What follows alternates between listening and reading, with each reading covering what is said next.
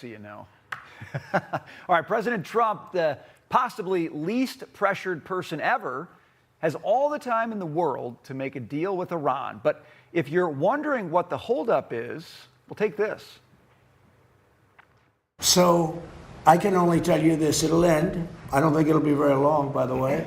They're delaying it because we don't know who to deal with. They are in, they know who the leader is in this country. We don't know who the leader is in Iran. Because remember, regime change. Khomeini is gone. He's gone to greener pastures. He's gone, and all of his team is gone. Then a second group came in, they're all gone. And now you have the third group, and they're a little concerned about being gone too. One whole negotiating party is dead. That's probably creating some scheduling conflicts. Hormuz remains pretty touchy, though. The Washington Post reporting that the Pentagon told Congress it could take 6 months to clear it of mines. The Pentagon quickly refuting that, saying that the timeline is an impossibility and completely unacceptable.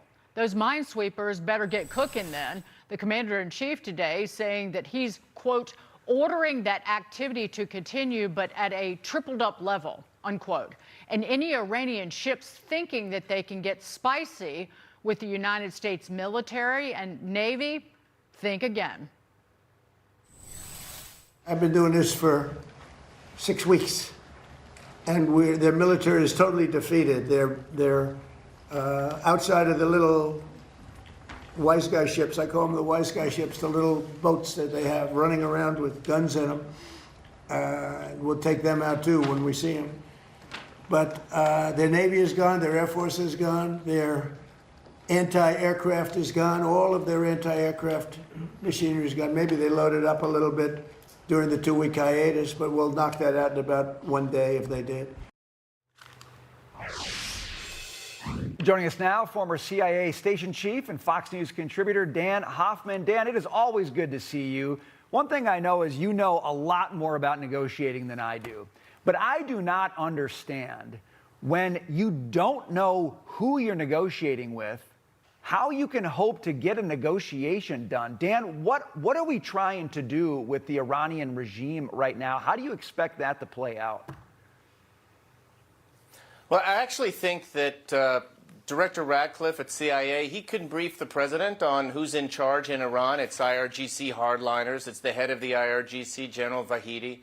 The Iranians reportedly just removed their Speaker of Parliament from the negotiating team. So it seems to me fairly clear. The challenge is that the Iranians don't really want to negotiate right now.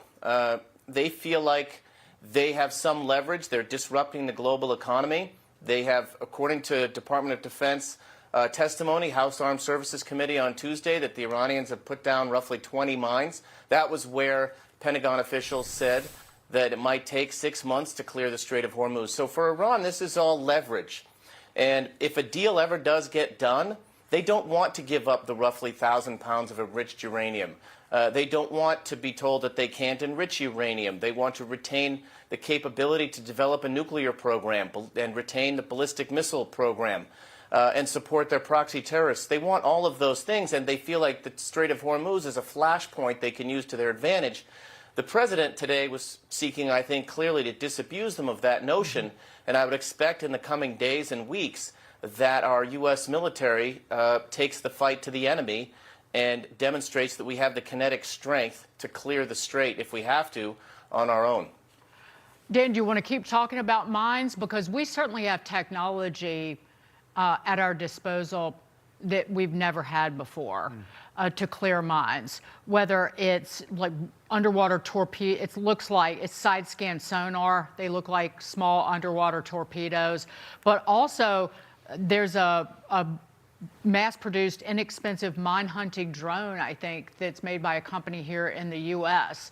So there's a lot that is at our disposal. But what's not at Iran's disposal is money from its crude oil sales.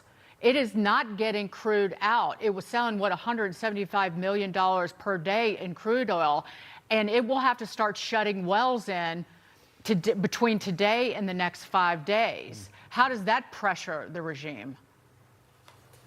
Yeah, and that's exactly the sort of push and pull that we're seeing here. We're putting a lot of pressure on Iran's economy with this blockade, and Iran is trying to do the same to the global economy with the price of oil. And the question is, which side can hang on longer? President Trump today was pretty, outwardly nonchalant about it. We'll just carry this on as long as we have to. And I think that's the right approach. The more we talk about how concerned we are about the rise in the price of gasoline every day, maybe the Iranians conclude that it's worth it for them to carry on being intransigent and not wanting to come to the negotiating table in good faith. That's sort of what started this back in February, Right. Well, when we deployed our military assets to the region and they refused to negotiate in good faith. Well, if Europe wants jet fuel, maybe it should get involved. The UK. Thank you. Right. Yeah, Dan, we want to get to this as well. China's role in all of this. The White House today releasing a memo warning that foreign entities, a.k.a. Beijing, are running industrial-scale campaigns to steal American AI. And what do you know? Today, socialist Bernie Sanders also announced that he'll be partnering with Chinese scientists next week to discuss the existential risks of AI. Dan, not surprising to me that China's trying to steal technology. That's probably old news. But why in the world is a sitting U.S. senator partnering with their scientists on it? How do you explain that? Yes. Yeah, look, this is absolutely what Chinese intelligence does. They rip us off. They steal our intellectual property and our defense secrets.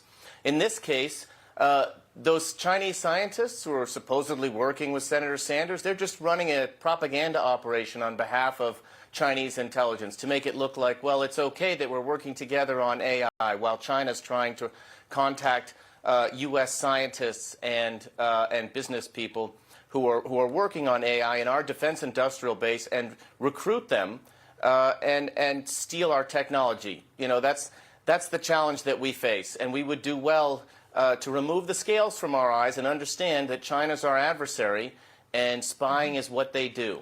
And every single Chinese scientist has to do everything that the Chinese military intelligence demands of them. It's written into law.